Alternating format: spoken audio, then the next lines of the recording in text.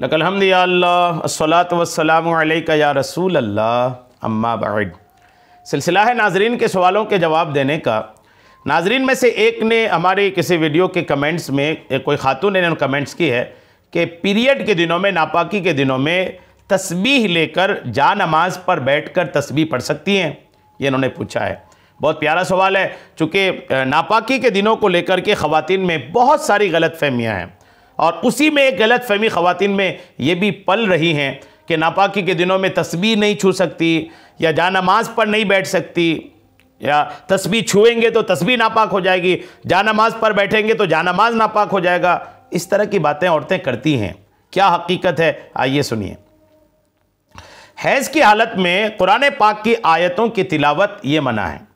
ताहम दीगर अज़कार मसलन दुआएं, मुनाजात, तस्बीहात वगैरह, इसकी इजाज़त है।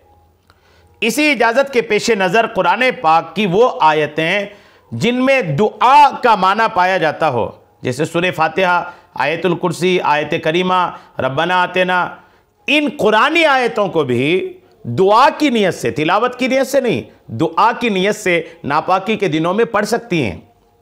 जी हाँ। और तस्बीह पढ़ते हुए गिनती के लिए हाथ में तस्बीह लेना यह भी जायज़ है।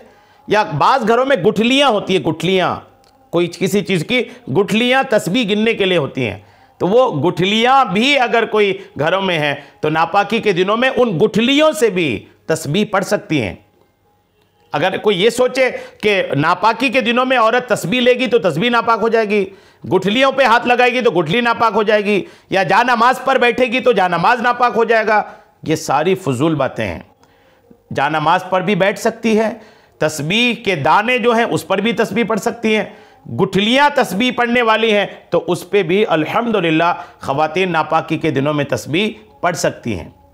ठीक है, ये ख्याल रखिएगा। बल्कि उलमा ने तो यहाँ तक कहा है कि नापाकी के दिनों में औरतों को चाहिए कि हर नमाज के वक्त वज़ू बनाकर जा नमाज पर बैठ करके कुछ ना कुछ ज़िक्र अज़कार करे। उलमा ने ये कहा है, ये इसलिए कहा है कि इसी बहाने उनकी नमाज की आदत बनी रहेगी। क्योंकि वो 7-8 दिन जो नापाकी के दिन रहते हैं, इसमें नमाज नहीं पढ़ना है, तो नमाज नहीं पढ़ने की वजह से कई बार ये 7-8 दिन के बाद फिर दोबारा नमाज शुरू करते करते ख़वातीन को एक फिर वक्त लग जाता है। इसलिए उलमा कहते हैं कि दोबारा शुरू करने की कोई परेशानी ना हो, तो नापाकी के दिनों में भी नमाज के वक्तों में वज़ू भी बनाएं, मुसल्ला पर भी बैठें, तस्बीह भी पढ़ें, ये सारा कुछ करें ताकि आदत कंटिन्यू बनी रहे और जैसे ही पाक हो जाए फिर गुस्ल करके अपनी नमाज भी शुरू कर लेंगे। ये उलमा ने लिखा है किताबों में। उम्मीद है मेरी बात आपको समझ में आ गई होगी। अल्लाह करीम हम सबको शरीअत के तमाम मसाइल सीखने, समझने और उस पर अमल की तौफीक अता फ़रमाए।